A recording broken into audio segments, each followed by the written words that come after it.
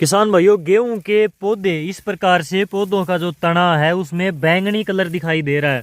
तो काफ़ी किसान भाइयों के मैसेज आ रहे हैं, कमेंट आ रहे हैं कि ऐसा क्यों है, और ये दिक्कत बहुत सारे किसानों के खेत में नज़र आ रही है। तो क्या ये कोई गेहूं में डिसीज है या फिर किसी पोषक तत्वों की कमी के लक्षण है? तो अगर इस प्रकार से गेहूं के पौधे का तना बैंगनी कलर का दिखाई देता है तो आमतौर पर ये फास्फोरस की कमी के लक्षण माने जाते हैं। तो इस खेत के अंदर, क्योंकि अपना ये ट्रायल वाला एरिया है और इसमें मैंने फास्फोरस की जितनी आवश्यकता होती है गेहूं के पौधे को उतनी दे रखी है, तो फिर फास्फोरस की कमी के लक्षण कैसे दिखाई दिए?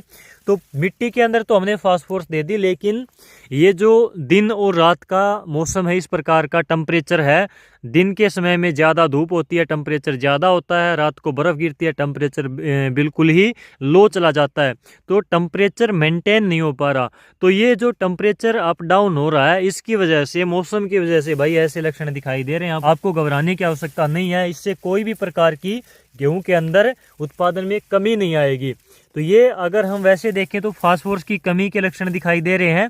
तो मैंने आपको बताया मिट्टी में मैंने पर्याप्त मात्रा में फास्फोरस दे रखी है, लेकिन जितना टेम्परेचर लो होगा, टेम्परेचर जितना कम होगा, तो फसलों के अंदर, पौधों के अंदर ज़मीन से जो माइक्रो न्यूट्रेंट हैं, जो फर्टिलाइज़र है, जो खाद हमने दे रखी है, उसको उठाने की जो ताकत है, जो क्षमता है जड़ों के अंदर, वो कम हो जाती है।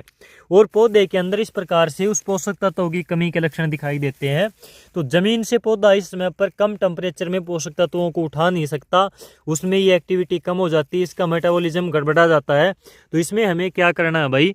NPK का स्प्रे करना है। और अगर गेहूँ आपकी 60 दिन से ऊपर हो गई है तो आप NPK 05234 का स्प्रे कर सकते हो।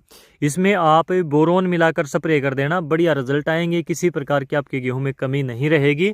और इस प्रकार के लक्षण अगर आपको गेहूं में इस समय पर दिखाई दे रहे हैं तो आपको घबराने की आवश्यकता नहीं है।